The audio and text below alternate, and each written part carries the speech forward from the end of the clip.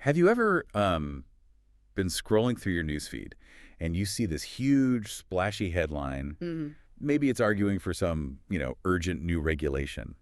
And you read it, and then an hour later, you find an article from the exact same place that, well, subtly undermines the whole thing. Oh, all the time. One piece questions the economic fallout, another one questions if it can even work in practice. Exactly. And you get that little flicker of, what is that?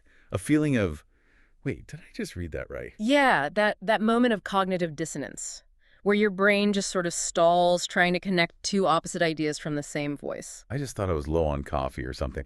But you're saying that feeling is engineered. It is absolutely not an accident. It's a deliberate strategy. Wow. It feels like this weird dance of contradictory stories, forcing you to hold two realities at once. It's really unsettling. An unsettling feeling. That's the core of our deep dive today. It's a modern reflection of one of the most chilling ideas from literature, George Orwell's concept of doublethink from 1984. Okay, so let's unpack that. Our mission for you today is to decode how modern media uses this tactic, this strategic ambiguity, and why seeing it is so critical. By the end of this, you'll never look at the news the same way. That's the goal. So let's start with the basics. What exactly did Orwell mean by doublethink? So Orwell's definition was, and I'm paraphrasing a bit here, the power of holding two contradictory beliefs in one's mind simultaneously and accepting both of them. Accepting both, that's the key. That's the key. It's a tool for psychological control. In the book, the party uses it to push these impossible slogans like, war is peace, freedom is slavery, ignorance is strength. Right. And the citizen is just forced through this immense pressure to swallow these contradictions without a single question. That sounds like, well, very overt, top-down state control. Yeah. Big brother telling you what reality is. But that's not quite what we're seeing today, is it? No, and that's what's so fascinating. The concept has adapted. Today, doublethink is less about direct government force and more of a market-driven strategy. Market-driven. How so? It shapes our conversations, and this is the critical part. It keeps us engaged, keeps us clicking in our super polarized world. So think less Ministry of Truth and more of a business model that runs on our confusion. So the goal isn't just to control our behavior, but to keep our attention. The contradiction itself is the hook. Precisely. It's like a new soap opera designed to keep you watching for a resolution that they have no intention of ever giving you. Yeah, that makes a kind of perfect, if cynical, sense. Well, a lot of academic work points to this. Doublethink fits perfectly into consumer capitalism and digital media. Outlets spread these conflicting messages, which keeps attention simmering, and over time it actually reduces our ability to think critically. Because you're always trying to solve a puzzle they created. Exactly. And they are paid to never give you the final piece. Okay, let's get into a real-world example. I mean, one that everyone felt. The COVID-19 pandemic coverage. That was just a whirlwind of confusion. A perfect example. One day, you'd see a major platform promoting strict lockdowns as the only way to stay safe. Absolutely essential. Right. The only path forward. But then, maybe even later that same day, the same platform would run equally passionate arguments about the devastating economic toll and mental health crisis caused by those exact same lockdowns. So the audience is left holding two impossible ideas at once. Lockdowns are saving our lives, and lockdowns are destroying our lives. And that normalization of the dissonance is the entire point. It trains you to accept that these irreconcilable things can just coexist. It's a direct echo of Winston Smith in the book, struggling to keep up with who Oceania is at war with this week. And this just pours fuel on the fire of our already polarized world. It creates this binary worldview. That's right. In these environments, the media usually gives you just 2 or 3 opposing stories, and the most extreme voices get all the airtime. The moderate, nuanced positions just vanish. You're either a friend or an enemy. There's no in between. Just like Big Brother wanted. And of course, the digital world is the turbocharger for all of it. The algorithms create echo chambers. They boost content that either confirms what you believe or, and this is crucial, content that makes you angry. So even when a contradiction pops up in your feed, it's framed as just another compatible truth. It's like the telescreen from 1984. But this one is tailored to your personal biases. To really see how this works, we have to look at the playbook. There are basically 3 core psychological strategies media outlets use, and they line up almost perfectly with the kind of tyranny Orwell was warning us about. All right, let's break them down. The first one sounds pretty slick. Strategic ambiguity. It's exactly what it sounds like. It lets them talk to the widest possible audience by, well, never really taking a firm stand. They present two contradictory things at once and just leave them there. Like with artificial intelligence, we see this constantly. Oh, every week. You'll get a big story celebrating a new AI because it's going to create billions in profit and make everything more efficient. The hero story. Yes. But then, in the very next paragraph, they'll drop in this subtle but terrifying warning about all the mass job losses and economic chaos that very same AI is going to cause. So they show you the hero and the villain in the same character, but never make you choose. It's good and it's bad at the same time. And that's the genius of it from their perspective. That uncomfortable feeling you get, that cognitive dissonance, makes you want to find an answer.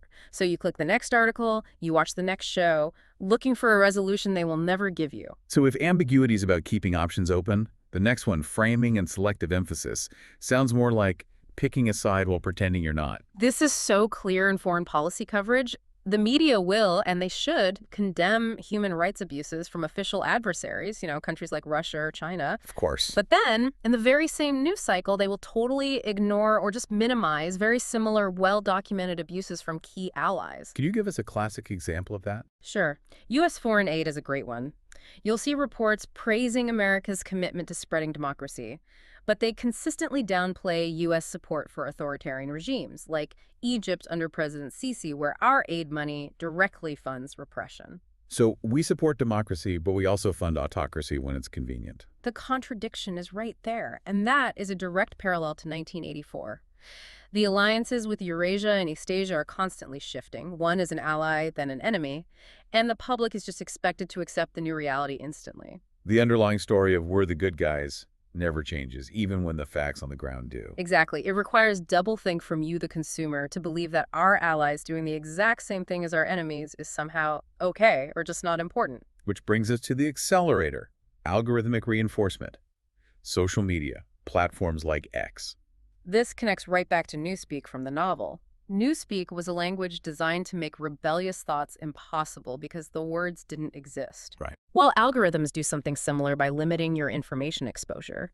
They funnel you into a reality where you only see content that confirms the division. You never even see the evidence that contradicts your side. You get trapped in a reality tunnel. Perfectly put. And the result is what one person online observed, that many people become unsane. They know they are being told lies, but accept official narratives. That feeling, that cynical acceptance, that is Winston's struggle in 2024. Okay, let's get into some more detailed case studies. The shifting narratives around COVID-19 safety. The media's approach here really did mirror the party's constant rewriting of history in the book. It was all about reconciling public health messages with deep political loyalties. And the sources point out how left-leaning media, for example, would highlight the super spreader risk of a Trump rally or other right-wing events. Oh, absolutely. They'd have experts on, detailing virus transmission, the whole thing. But at the same time, those same outlets would often downplay or completely ignore the risks from large public gatherings that aligned with their politics, like major protests. So you, the viewer, had to believe that gatherings are dangerous, but also that gatherings are necessary. The scientific rule just became a political preference. The virus didn't care about politics, but the coverage certainly did. And what about that foreign policy hypocrisy we touched on? Well, think about Iran's influence in the Middle East. Media reports consistently and correctly condemn their destabilizing actions. That's a real issue. It is. But the narrative often leaves out the crucial history. Which is? Which is how previous U.S. actions, especially the invasion of Iraq, created a massive power vacuum that arguably enabled Iran to become the regional power broker it is today. So they report on the problem, but ask you to forget our role in creating the conditions for it. You have to practice doublethink to reconcile those two facts. It's a huge omission. Yeah. Finally, what about political discourse? Something like the coverage of Project 2025. That whole proposal is a masterclass in contradiction. On one hand, it pushes for very strong state control over things like education and the civil service. But on the other hand, it also calls for massive deregulation and federal interventions in culture. And the media coverage was just a textbook case. You'd see one article fiercely criticizing its authoritarian side, and then an op-ed in the same outlet praising its return to values. So it's both a dangerous power grab and a necessary reform. And the person who consumes all of that is left holding both ideas. That's the paradox in action. The long-term impact of being exposed to this constantly has to be just profound. It is the ultimate Orwellian warning. When you're constantly exposed to doublethink, it normalizes it. Over time, you just become apathetic. If nothing is really true, why should I care? Where you become more polarized. Exactly, because the simple, angry narratives are the easiest ones to grab onto. It erodes critical thinking. It really does. So if the system is designed to keep us confused, how do we possibly fight back?